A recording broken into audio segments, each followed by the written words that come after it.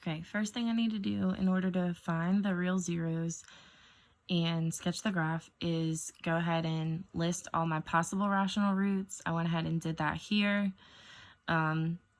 Because it says 3 is a 0, I know that for synthetic division, the first one I'm going to use is 3. So I've already gone ahead and set that up. And now I'll go ahead and just do the synthetic division. Okay, first thing you do is bring down your -1, and then you can start. So multiply up and add down.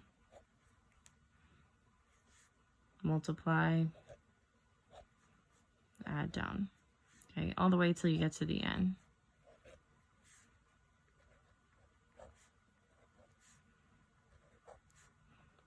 This number here should be a 0. If it ends up not being a 0, you've used the wrong number here and you need to erase and try a different number. Okay, you also have to keep doing synthetic division until you get to something that you can factor, or you get down to 2 numbers that you can set to 0. Okay, I know that 3 is going to work again because I've already worked this problem out. So I'm going to go ahead and just do synthetic division again using 3 again.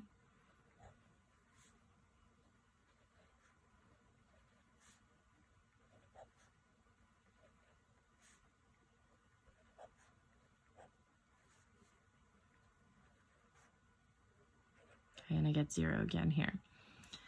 I'm still not down to something that I know how to factor on my own, so I need to do synthetic division yet again. Okay, this one's going to have a lot because this was x to the 5th.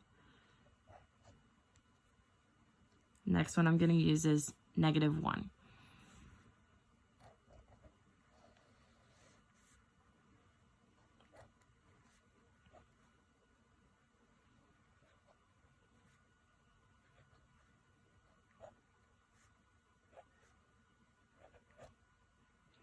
Okay, I could probably take this out and change this to a quadratic and factor it, but I'm just going to go ahead and do synthetic division again. If you want, you could have written this as -1x squared minus 2x minus 1 and factored it using AC method or whatever you prefer. I kind of just find that synthetic division is easier.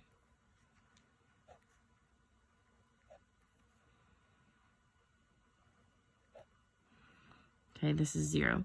Once you get down to 2 numbers, this is your x term. Whatever this sign is, you can leave it. Write this equal to 0. Okay, solve for x, so add 1 to both sides. -x equals 1. I need to get x by itself, so divide both sides by -1. X is -1. Okay, this one has a lot of roots. I have 2 roots that are 3. Okay, so 3 with a multiplicity of 2. Okay, it was here and here. That's why it's twice, it's multiple times. And then I have -1 here, here, and then don't forget about this one. So -1 is also a root, but its multiplicity is 3.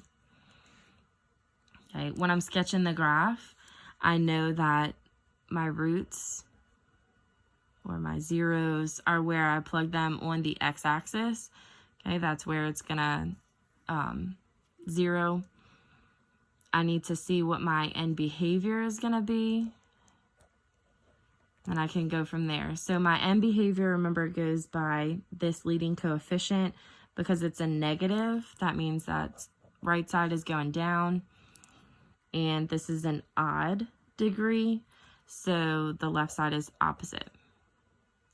Okay. Oh, I also forgot to explain that your even multiplicities, that's when it bounces off. Remember, for even ones, you can think of like a parabola, how it doesn't touch, it doesn't cross through. Okay, it kind of bounces off. If it's odd, it is crossing through. So it's crossing through a -1. It was going up before.